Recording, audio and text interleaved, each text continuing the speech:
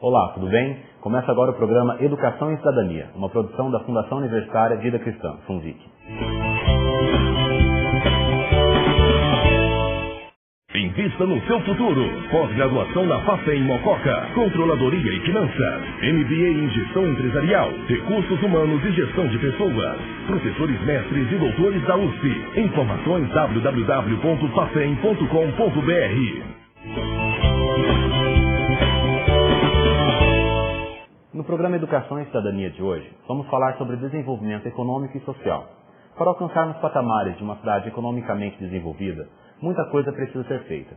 É um caminho longo, onde sociedade civil e poder público precisam caminhar lado a lado, elaborando políticas públicas que possam reverter índices econômicos desfavoráveis, tanto no cenário estadual quanto nacional. Para falarmos mais sobre o assunto, eu converso com o professor José Bezerra Marinho, presidente da Futura Intercontinental Soluções. Ele é graduado em Ciências Jurídicas e Sociais e tem pós-graduação em instituições dos Estados Unidos, Suíça e França. E está na cidade de Mococa para participar do segundo Fórum de Desenvolvimento Econômico.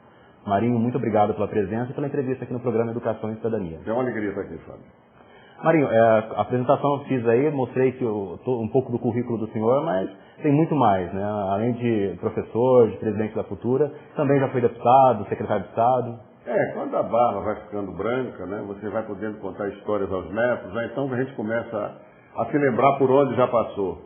E a minha vida começa de uma forma que toda a minha geração, de uma maneira ou de outra, passou por isso. Que foi... Bom, eu sou de uma família pobre do Rio Grande do Norte e com muito pouca idade já estava... Pra você ter uma ideia, a primeira greve que eu liderei eu tinha 12 anos, foi na renúncia de Jânio. Então, daí para frente, o movimento estudantil, o movimento de 68, o Congresso da Uni de Biúna, um tempo aí fui hóspede do governo federal como preso político. Então, essas coisas todas foram passando e essa militância começa nos movimentos de ação católica da igreja, nos idos de 64, e por aí caminhamos, né? Então, fiz política estudantil, fui presidente da União Estadual dos Estudantes e depois... A política partidária me animou muito chegar à Câmara Federal no momento que o país estava redigindo uma Constituição depois de 20 anos de ditadura, né? Mas você foi deputado constituinte, não? Eu assumi, na verdade, a Câmara no dia seguinte à promulgação da Constituição. Ela foi promulgada no dia 5 de outubro, eu assumi dia 6, porque tinha ficado como primeiro suplente. Estava um dia desses, comentava aqui, naquela época, em Natal, no Rio Grande do Norte, no Rio Grande do Norte, eu tive 42.970 votos. E fiquei como primeiro suplente.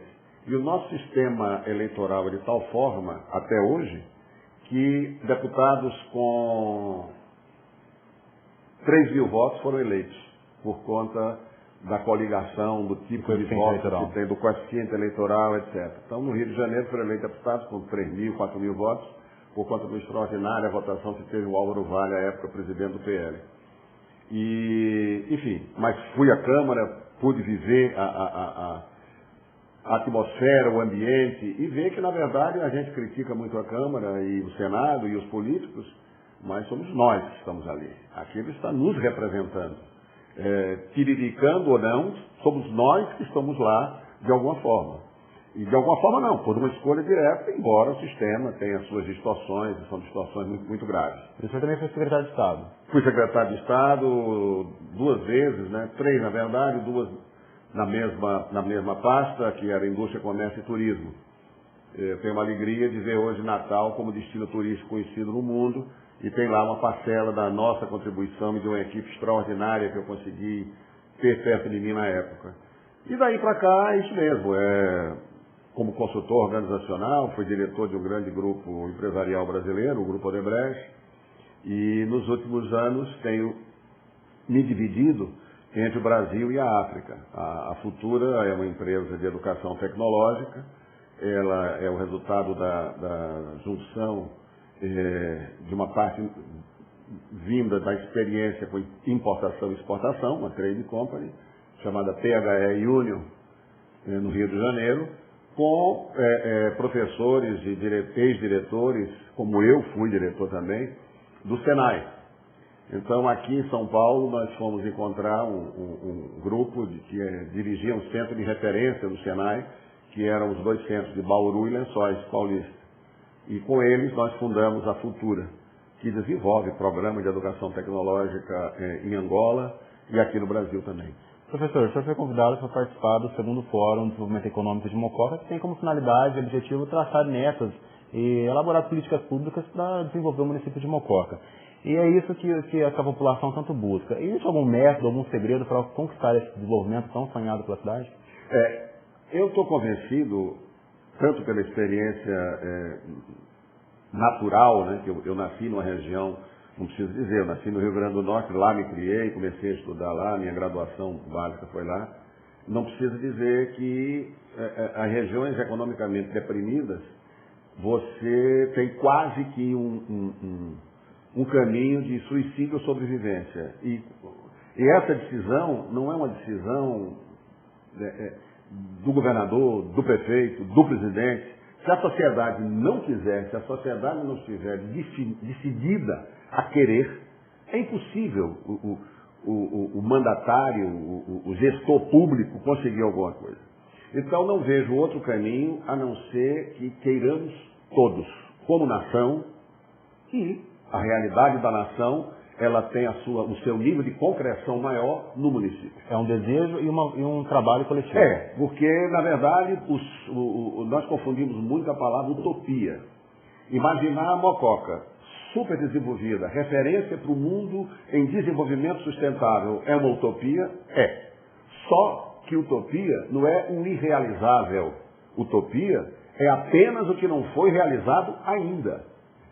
A gente senta diante da televisão no final do dia, quando chega em casa, e começa a ver notícia ruim, e uma atrás da outra, e fica dizendo, mas só tem notícia ruim? Vale a pena? E eu me pergunto, e muitas vezes não fico feliz com a resposta que eu encontro, o que foi que eu fiz no dia de hoje para que tivesse uma notícia boa ali, hoje ou no futuro? De que forma eu contribuí para mudar esse quadro? Porque essa cisão do nós e o eles sendo o poder público, e nós, os sofredores, é muito cômodo nessa posição. Eu espero que outro faça por mim, acomodado na situação. E outra coisa, Fábio, responsabilidade é um atributo intrínseco à liberdade. Então você não pode querer a sociedade livre, democrática, que temos, graças a Deus, e não participar responsavelmente da construção do que essa sociedade vai ser. A democracia é muito mais do que você ir lá no dia 3 de outubro, aplicar o voto e deixar por isso mesmo. Sobretudo quando você tem um sistema que nós lamentavelmente ainda temos no Brasil, em que se bombardeia pelos meios eletrônicos hoje em dia as campanhas, os candidatos, os políticos, não são eleitos pelos seus compromissos. Eles são eleitos pela capacidade que tem de se transformar em produto vendável. Então, máximo respeito a todos os gênios do marketing político, mas definitivamente nós não podemos ser governados por sabonete ou por sabão em pó. Nós somos governados por pessoas que devem ter submetida à população suas ideias. A gente pode concluir que o desenvolvimento econômico ele tem que estar associado ao desenvolvimento social e principalmente ao investimento forte em educação. Se uma sociedade que tem uma educação de alto nível, ela não se preza e não se amarra a essas questões políticas de criação de currais, de dominância de grupos negativos, não é verdade? Pois é, porque a educação, a primeira grande contribuição da educação diz respeito à autoestima, né? Então, alguém que seja capaz de conhecer, ele tem que conhecer-se a si, valorizar o que encontra e saber que o eu só se realiza no nós. A vida é resultado de relação. A educação, se a gente for chegar para o termo em si, a gente tem que considerar que a educação é alguma coisa que pode ser ofertada, mas tem que ser querida, tem que ser desejada. O aprendizado não ocorre por recalque, você empurrando, ocorre por sucção. Tem que querer. E aí nós vamos nos defrontar com um quadro muito grave, seria até catastrófico, mas eu tenho um otimismo que vem junto com a minha fé e eu não consigo abrir mão. Mas o dado catastrófico é o seguinte: de 0 a 6 anos, a carência proteica de parte considerável do Brasil faz com que você tenha uma diminuição da mortalidade infantil. Mas você fica com uma mortalidade surda. Não houve a morte efetiva, mas houve a falta de desenvolvimento do equipamento cognitivo que vai permitir com que esse ser humano seja capaz de aprender. Então eu fico achando curioso, porque sempre que se fala numa coisa, se quer excluir a outra. Me explico. Você fala na necessidade do liberalismo econômico. Pouca gente sabe, talvez, que Adam Smith, quando falou sobre liberalismo econômico, deixar fazer, deixar passar, deixar produzir, ele era, na verdade, não um economista. Ele era um professor de filosofia moral. E aquilo que ele propôs que acontecesse depois de resolvidos os problemas éticos e morais. Então, se você soltar a sociedade para dizer quem tiver competência se estabeleça e vai em frente, e retirar disso 100% o papel do Estado, você, na verdade, está juntando a Olimpíada com a Paralimpíada. Porque tem pessoas que chegam ao mercado para competir e que não tiveram condições de ser educadas porque tiveram uma carência proteica. Não teve a base educacional, não teve a base de formação. E não teve alimentação. Não teve proteína para fazer os engramas cerebrais, para desenvolver a capacidade cognitiva. E agora, no mundo de hoje, o que é que nós temos que fazer? Bom, o que é que nós temos que fazer? A primeira coisa, eu tenho que olhar hoje, no meu dia, na hora que eu sair desse estúdio de televisão, eu tenho que olhar para o mundo, entendendo que eu aqui falei sobre educação e o que é que eu vou fazer para educar. Marinho, dentro dessa questão, a gente vamos discutir a questão local, mas vamos fazer um pouco do parâmetro internacional. A gente criou o conceito de que o desenvolvimento econômico tem que estar associado ao desenvolvimento social. Né? E a gente vê, por exemplo, um caso emblemático da China, que é desponta como uma das maiores potências mundiais, com crescimentos econômicos altíssimos, porém não reflete no desenvolvimento social. Né? A população ainda tem privações de liberdades individuais, não há um investimento forte na questão social. E essa seria a lógica do mercado mesmo. O mercado ele vê a questão do desenvolvimento puramente econômico, sem estar ligado necessariamente ao desenvolvimento social. Fábio, isso é absolutamente dramático. A propriedade da sua pergunta é extraordinária. Vamos tomar a China, né? A China, você tem uma coisa fundamental, absolutamente desconhecida, vilipendiada, melhor dizendo, vilipendiada, que é a liberdade. Eu não conheço a China, conheço o Oriente, mas não conheço a China. Mas conheço Cuba. E quero dizer a você o seguinte: nenhum tipo de desenvolvimento que não tenha a prevalência da pessoa humana pode ser sustentado. Não adianta. O que a China está se propondo e que faz no mundo tem um prazo de validade.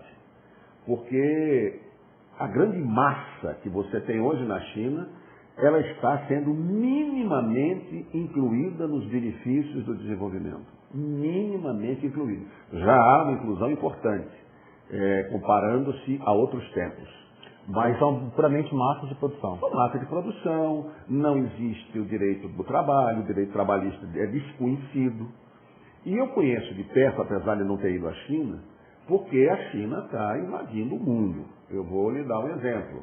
A África, dentro de muito pouco tempo, e é bom chamar a atenção aqui para uma coisa. Nós falamos sobre a África como se fosse uma unidade.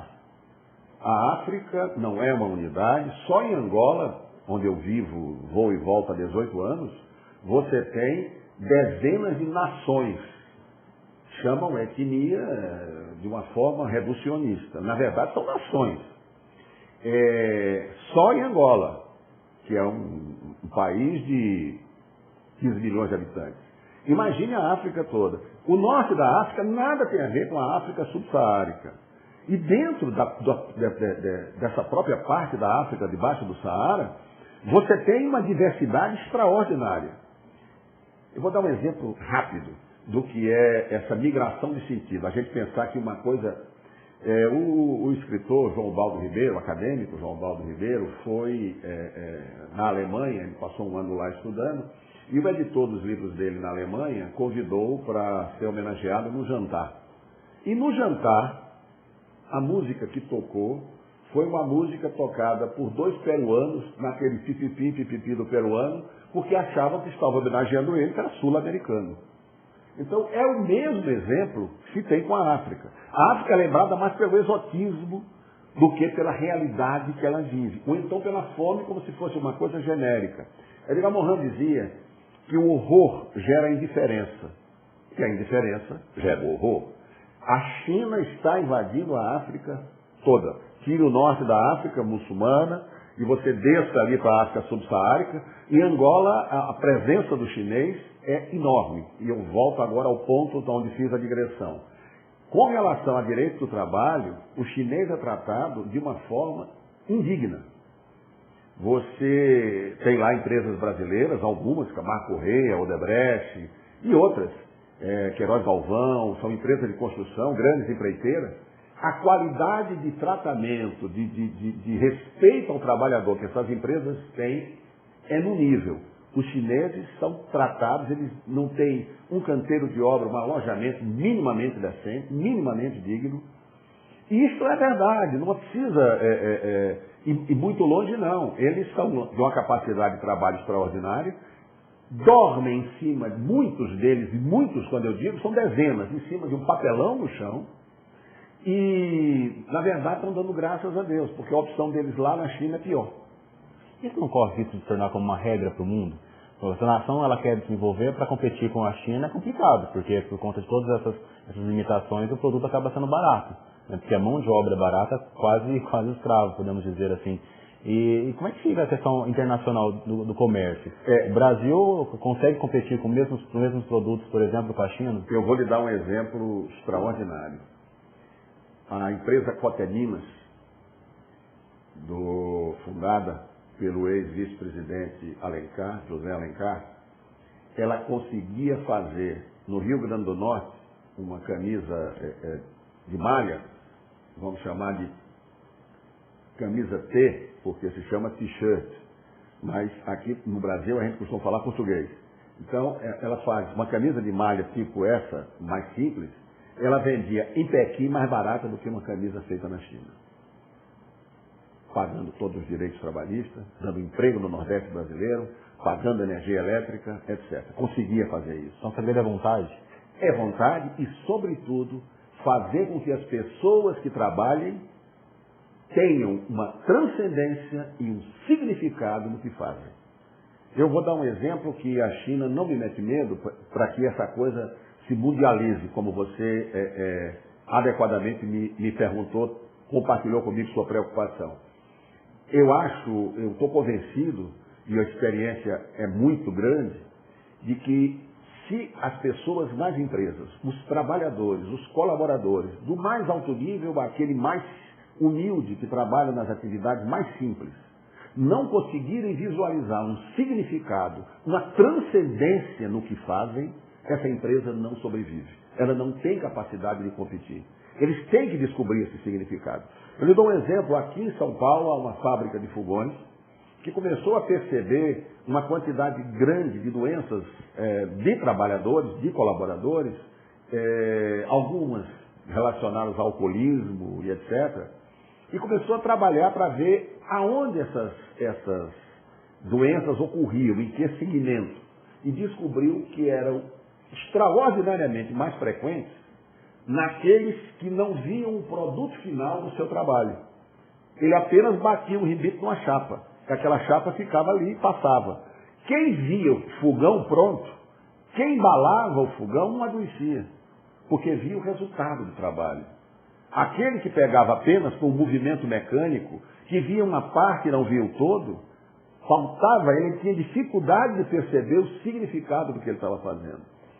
Um dia desse eu estava dando uma aula em Brasília, na Escola Nacional de Administração Pública, e perguntei, vocês aqui, o que é que faz você? E alguém disse, eu sou responsável pelo pregão eletrônico, para fazer licitação via pregão eletrônico. Eu digo, não. Você, na verdade, é alguém que está tendo a transcendência e o significado seguinte.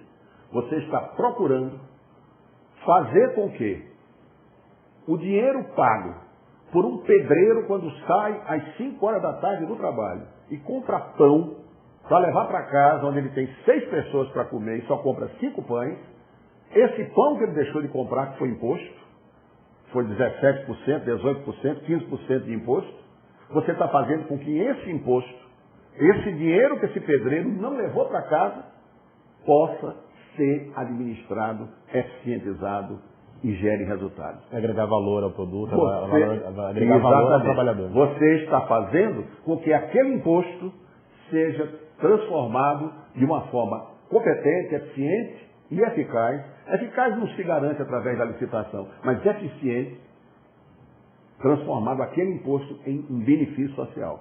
Então, resumindo aí, passando a régua e respondendo objetivamente sobre a sua pergunta, não acredito que a gente corra no mundo esse risco. A consciência que se tem hoje no mundo está se espalhando. Há um inconsciente coletivo, sim, mas há também hoje uma rede, que é para o bem e é para o mal. Essa rede planetária, que é a internet, ela deixa as pessoas, através das suas ferramentas, dos seus aplicativos, em conexão.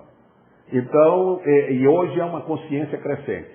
Se você encontra na rede neonazistas, se você encontra na rede os loucos para armarem um episódio terrível, dramático como esse do Rio de Janeiro, há poucos dias, você encontra também, com muito mais frequência, a rede de construção de um mundo muito melhor. Marinho, como que a gente pode pegar já nesse gancho de desenvolvimento internacional, nacional, promover no município a questão do desenvolvimento? O município ele pode aproveitar esse fervor de desenvolvimento e promover também políticas para buscar a questão da desenvolvimento econômico e social? Olha, Fábio, eu sou entusiasmado com... Eu não conhecia Mococa, fui trazido aqui pelo professor Eduardo Barizon e conheci durante o fórum. Né? Foi a melhor forma que eu podia imaginar de conhecer o município era no fórum. Visitei a cidade, a belíssima cidade, a preservação, aqueles prédios centenários, aquelas casas, aquelas residências, eu sou fascinado por aquela arquitetura, muito interessante. Mas no fórum eu vibrei pelo que eu vi das pessoas, das palestras, das pessoas, do prefeito. Então eu estou convencido de que é possível tirar de um evento como aquele, com aquelas instituições que estavam ali, com a representatividade dela e com as pessoas que compareceram ao fórum, eu estou certo que se pode tirar dali um ponto que seja um marco na vida e no desenvolvimento de Mococa. E eu digo isso de uma forma muito tranquila, porque eu ouvi excelentes ideias, eu tive a oportunidade de presenciar a participação, o querer está nos olhos das pessoas, está no que disseram. Agora, isso precisa de uma coisa fundamental, não é? É preciso que se sonhe com o futuro que se quer para a Mococa. E é preciso que esse sonho, depois que a gente visualizar esse sonho, construa a escada, a ponte que vai levar esse sonho para a realidade. Sem sonhar, você não vai sair do momento que você está. Somente sonhando você sai. Ponto 1. Ponto 2, repito, utopia é o que não foi feito ainda. E o que é você que está em casa agora, ouvindo, conhecendo esse nosso bate-papo pela internet? O que é que hoje você fez ou pode vir a fazer para que Mococa seja diferente? E pode ser diferente. A participação. Definitivamente. Se quisermos todos, chegaremos aonde quisermos. Eu não tenho nenhuma dúvida disso. E os exemplos no mundo são muito grandes. E não há tempo. O erro é uma forma extraordinária de aprendizagem. Se não houver erro, não há evolução. Porque se as cópias forem perfeitas, o ser humano nunca tinha chegado a ser o ser humano. Se as cópias fossem iguais à anterior, nós não teríamos evoluído como espécie. Né? Houve um momento em que o nosso ancestral, o Australopithecus, o nome demorou, mas chegou. Houve um momento em que ele deixou as árvores e foi para a savana, para o descampado da África. Nesse momento, ele deixou conforto, sombra, frutos, ele deixou uma vida muito arrumada e foi para o desconforto do descampado. Ele foi ter que caçar, ele foi ter que desenvolver competência mental para jogar uma lança e abater um bisão e matar um animal que estava correndo. Então ele tinha que aprender a jogar a lança na frente para quando ele chegasse na frente, a lança chegasse lá, atingisse a ele. Isso tudo foi obrigando a que o cérebro fosse se desenvolvendo, e ele foi errando e foi reaprendendo e aprendendo e se reprogramando, e por isso nós existimos como espécie humana. Quem ficou na floresta está lá até hoje, são nossos irmãos gorilas.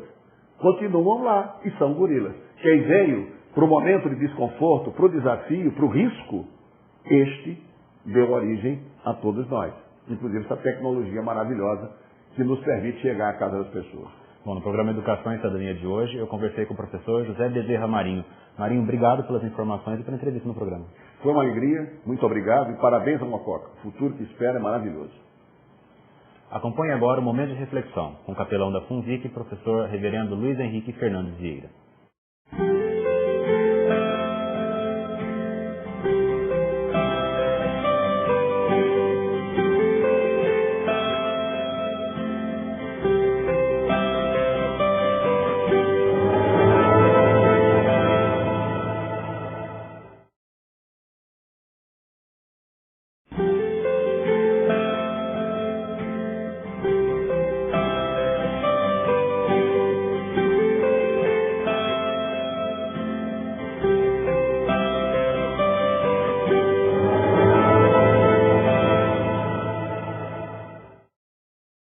O programa Educação e Cidadania fica por aqui. Se você tiver dúvidas ou sugestões de temas para o nosso programa, você pode enviá-las pelo e-mail programaeducação@funvic.org.br.